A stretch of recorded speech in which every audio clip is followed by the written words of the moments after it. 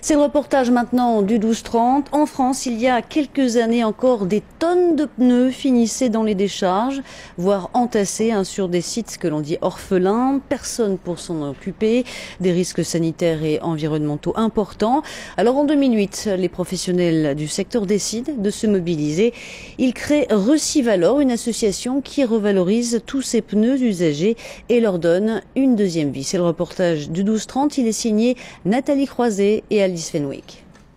En 2008, l'état des lieux est sans appel. 10 millions de pneus dans la nature, plus de 60 000 tonnes, des décharges illégales à travers toute la France. Il y a urgence à agir. L'association Recivalor naît d'une démarche volontaire des acteurs du secteur. Bénédicte Barbry, la présidente de Recivalor. Il n'y a vraiment pas de notion de responsabilité, mais c'est une démarche citoyenne, on va dire, de toutes ces entreprises qui ont voulu résoudre un problème environnemental ensemble. Oubliez la concurrence, manufacturiers et distributeurs travaillent main dans la main, 10 millions d'euros d'investissement, dont un tiers financé par l'État, avec le soutien de l'un des éco-organismes chargés de la collecte et du recyclage des pneus, Aliapur.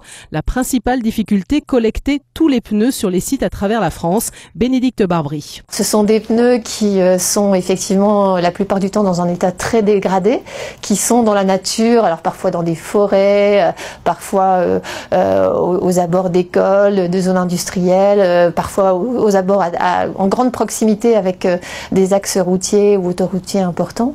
Et donc ces pneus sont là bien souvent depuis des années, voire des dizaines d'années. Malgré leur état, ces pneus ont des vertus insoupçonnées. Après la récupération, c'est la préparation à la revalorisation, comme sur le site de REC Environnement près de Lyon. Caoutchouc, plastique, plus de 200 composants au total. Le pneu peut servir à fabriquer de multiples produits, grâce notamment au granulat. Éric Fabieff, vice-président de Recivalor. On broie les pneus très finement et avec ce granulat, nous allons pouvoir faire des roulettes de caddie, de chariots élévateurs, où on va faire des sols sportifs, des aires de jeu pour enfants, des sols amortissants ou encore des systèmes anti-vibratiles pour les tramways. Le pneu peut aussi servir de combustible dans les aciéries ou encore à combler des carrières. À mi-parcours, le bilan est positif. Déjà plus de 4 millions de pneus valorisés. La mission de Recivalor doit prendre fin dans 4 ans, mais la filière est organisée et poursuit la recherche pour qu'un jour on puisse faire du neuf avec un pneu usagé.